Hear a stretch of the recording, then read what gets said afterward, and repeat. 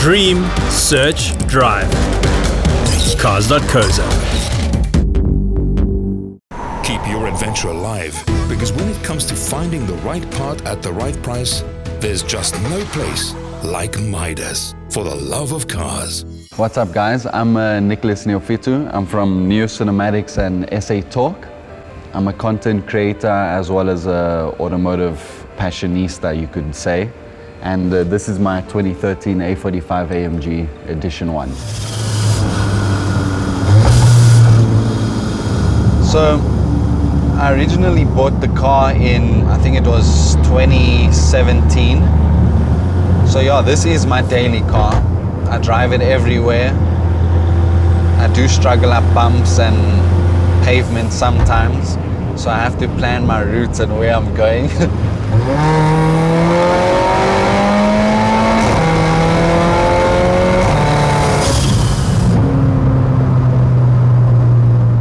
So my first car was actually a Mark II Ford Focus RS, number 21 out of 60 in South Africa. It was ultimate green, and my dad was definitely an influence because he's very passionate about cars, and growing up he always took me with him on car rides and let me drive his cars.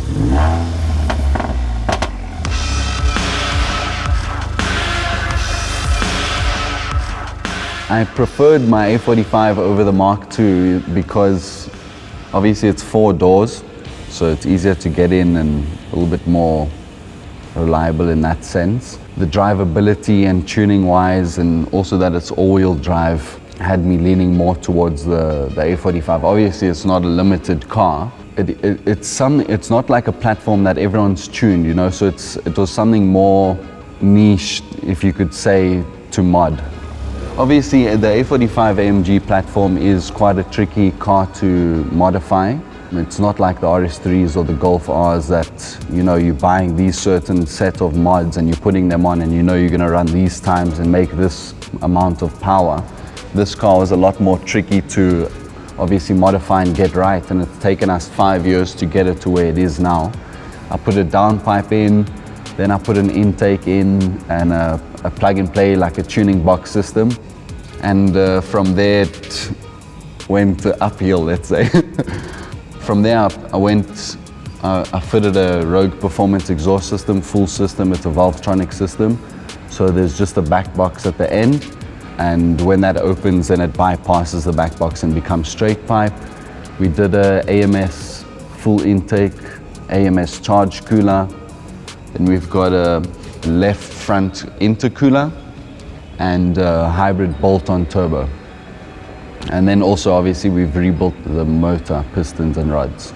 Yeah, and that's about it. Water methanol as well. Yeah. Okay, so the Valvetronic system that Rogue built, obviously when the valves are closed, then everything goes through the back box, which is what you're hearing right now. So I'll give you a little bit of an acceleration in 4th gear.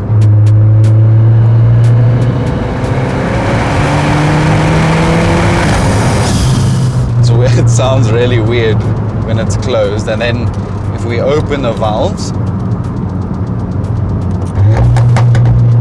now you can hear the difference. Here's an acceleration again, 3rd gear.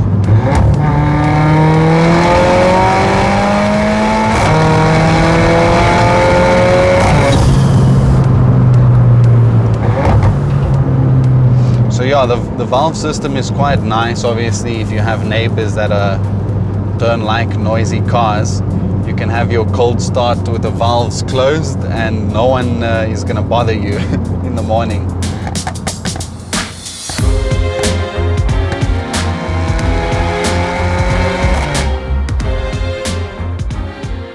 So the turbo is still bolt-on, so it's still a bolt-on turbo into the stock manifold. So we haven't actually changed the size of the turbo itself, it's just the internals that are upgraded. We could obviously go and build a aftermarket manifold and then put a proper big turbo on, but essentially it's a hybrid turbo. So the reason we went hybrid turbo instead of a aftermarket big turbo is because it's a lot cheaper. Firstly, people hadn't tested obviously and built aftermarket manifolds and put actual big turbos on the car. So we sort of knew that a hybrid turbo would work.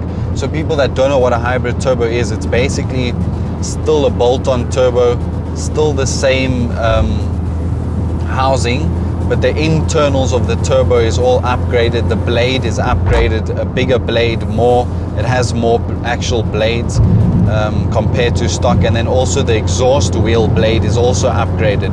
So you get different stages of hybrid turbos, like a stage 1 where it's just the front wheel, stage 2 is like front wheel, bearings and a few other things, stage 3 is front wheel, bearings and some other stuff, and then also the exhaust wheel. And yeah, basically we've done a stage 3 hybrid turbo on this car. So yeah, when I started modding this car 5 years ago, my intention wasn't to build the world's fastest A45, but along the journey, obviously we had a lot of ups and downs, and the car's been through a lot of different stages, and we've had a lot of difficulties building the car and just getting it right.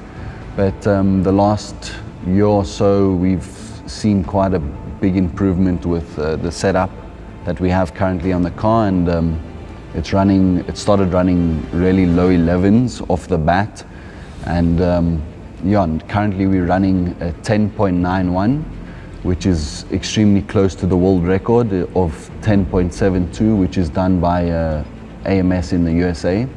So yeah, we're really close, and we're also 1,600 meters above sea level here, where they're nearly at sea level. So I think we need to just get the car to PE or Durban, and we might just have the world record. Okay, so we obviously played around with the setup quite a lot on the car, and I had a different boost controller to the one that I have currently, but now we've put on a GFB, it's a GeForce 2, and that gives you 6 different maps on the actual boost controller where you can adjust the boost, and obviously the way that the boost is what's the word, emitted to the turbo. So map number 1 basically is low boost.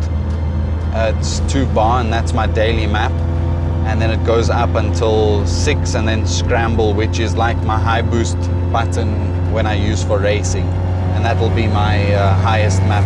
As I launch from it, so I don't have high boost in first gear, so we don't break the diff or anything. So as I launch, first gear changes into second gear, and then I hit the high boost button. That basically then activates scramble on my boost controller, and scramble is the highest duty cycle, which is actual boost. The brakes on the car stock. I haven't put a big brake kit. I've got Toyo Triple R8 on the front, which I normally run daily, and just normal road tires on the back.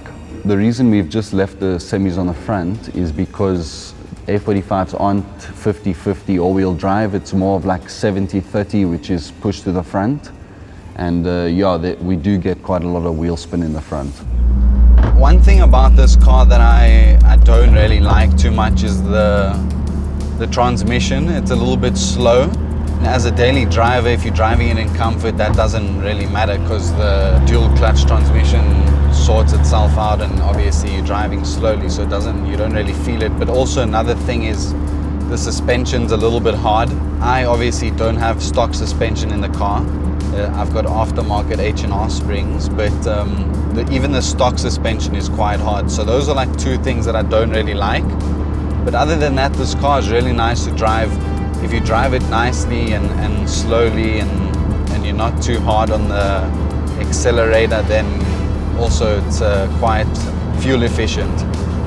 So yeah, otherwise it's really nice to drive, and I always smile when I get in the car. Like, it always makes me extremely happy. Yeah, literally I get in the car, I start it, the cold start makes me really happy, and then you throw it into sport mode and you get the pops and the burbles like you can hear, and the upshift grunt, and yeah, so it makes me really happy to drive. And I don't think, like, it's not a car I want to sell. I don't think I want to sell it anytime soon. Okay, so I was sponsored by Image Build, a full wrap on my A45, and the color that you're seeing is called Hexus Golden Matte Black. The bonnet itself is aftermarket. Obviously it's a full carbon bonnet, and then the side skirts that you see are also aftermarket. I think it being a 2-liter, and as they are, the A45 is a 2-liter, a lot of supercar owners don't expect this car to be as strong as it is on the road, and especially on the highway rolling. So I think they definitely get a few frights. If they haven't modified their supercars, they're going to have a bit of trouble with this.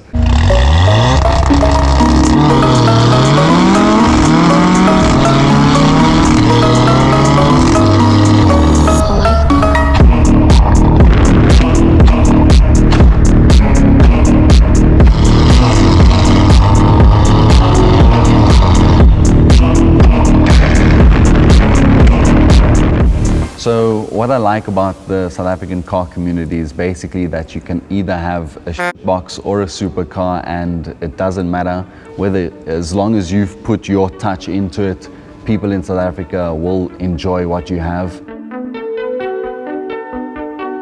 So the A45 platform stock, this car, as you know, came out in 2013. It was one of the first A45s to come out. And it made 265 kilowatts and 450 Newton meters of torque. With the setup that we have currently, we dynoed the car and we made 422 wheel kilowatts and 763 Newton meters of torque, which is roughly 565 horsepower. So yeah, I'd like to give a huge shout out and thank you to my tuner, Boost Genetics, Wesley. You've put a lot of time and effort into the car, so I really do appreciate it.